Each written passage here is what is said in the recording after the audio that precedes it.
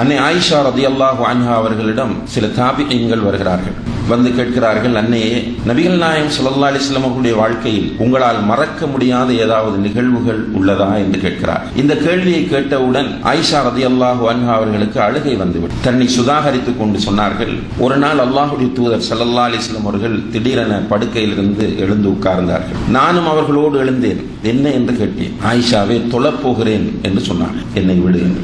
ஆயிஷா ரலியல்லாஹு சொன்ன, நானும் தொழ வருகிறேன் என்று சொல்லிவிட்டு நானும் தொழுகைக்கு தயாரானேன். அல்லாஹ்வுடைய தூதர் உது செய்துவிட்டு தக்பீர் கட்டினார்கள். கட்டியதிலிருந்து அழுது கொண்டே இருந்தார். அவர்கள் நின்ற நிலையில் அழும்போது அவர்களுடைய கண்ணீர் தாடியில் வடிந்து தாடி நனைந்து விட்டது. பிறகு ருக்கூவில் இருந்து கொண்டு அழுதார். அப்படி ருக்கூவில் இருந்து கொண்டு அழும்போது சுஜூது செய்கிற இடம் நனைந்து விட்டது. பிறகு அத்தஹியாத்தில் இருந்து கொண்டு அழுகிறார்கள். அந்த நேரத்தில் அவர்களுடைய மடி நனைந்து விட்டது. அழுது கொண்டே இருந்தார்கள். அவர்கள் சலாம் கொடுக்கும் போது நான் போய் ஆறுதல் சொன்னேன். அவர்கள் அதை பொருட்படுத்தாமல் அழுது கொண்டே இருந்தார். பிலால் ரலியல்லாஹு அவர்கள் ஃபஜ்ருக்கு அதான் சொல்வதற்காக வந்தார். அவரை அழைத்து சொன்னேன், அல்லாஹ்வுடைய தூதர் நீண்ட நேரமாக தொழுது அழுது கொண்டே இருக்கிறார்கள், நீங்கள் போய் ஆற்றுப்படுத்துங்கள் என்று. பிலால் ரலியல்லாஹு அவர்கள் வந்து சொன்னார்கள், அல்லாஹ்வுடைய தூதரே, அல்லாஹ் உங்களுடைய முன்பின் பாவங்களை எல்லாம் மன்னித்திருக்கிற போது இப்படி ஏன் அழுகிறீர்கள் என்று கேட்கிறார். அதற்கு ரசூல் ஸல்லல்லாஹு அலைஹி வஸல்லம் அவர்கள் கேட்டார்கள், அஃபலா அகூன அப்தன் ஷக்கூரா, நான் நன்றியுள்ள ஒரு அடியானாக இருக்கக்கூடாதா என்று கேட்டார். கேட்டுவிட்டு சொன்னார்கள், இன்றிரவு எனக்கு சில குர்ஆன் வசனங்கள் அருளப்பட்டன. அந்த வசனங்களை ஒருவர் ஓதி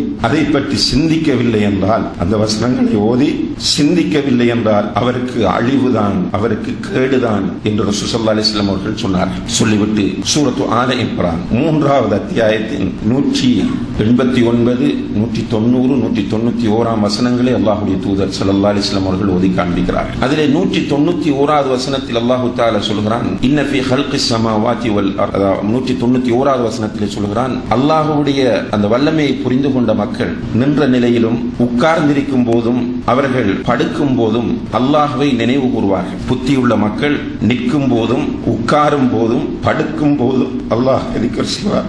திக்ர் செய்து கொண்டு அல்லாஹ்வை திக்ர் செய்வதென்றால் சுப்ஹானல்லாஹ் அல்ஹம்துலில்லாஹ் என்று சொல்வது மாத்திரமல்ல, அல்லாஹ் என்னோடு இருக்கிறான், அல்லாஹ் என்னை பார்த்து கொண்டிருக்கிறான் என்ற அந்த உணர்வோடு அவர்கள் இருப்பார்கள். அந்த நேரத்தில் அவர்களுடைய ஆழ் மனங்களில் இருந்து வெளிப்படும் அவர்கள் சொல்லுவார்கள், ரப்பனா மா கலக்த ஹாதா பாத்திலா, யா அல்லாஹ், இந்த பிரபஞ்சத்தை, இந்த வானங்களை, இந்த பூமியை நீ வீணாக படைக்கவில்லை, வீணுக்காக நீ படைக்கவில்லை என்று அவர்களுடைய ஆழ் மனங்களில் இருந்து அவர்கள் பேசுவார்கள் என்று அல்லாஹ் சொல்கிறார். இந்த வசனங்களைத்தான் நபி ஸல்லல்லாஹு அலைஹி வஸல்லம் அவர்கள் ஓதி அழுதார்கள். அன்புள்ள சகோதரர்களே, அல்லாஹ் தஆலா வானங்களையும் பூமியையும் நிச்சயமாக வீணாக படைக்கவே இல்லை.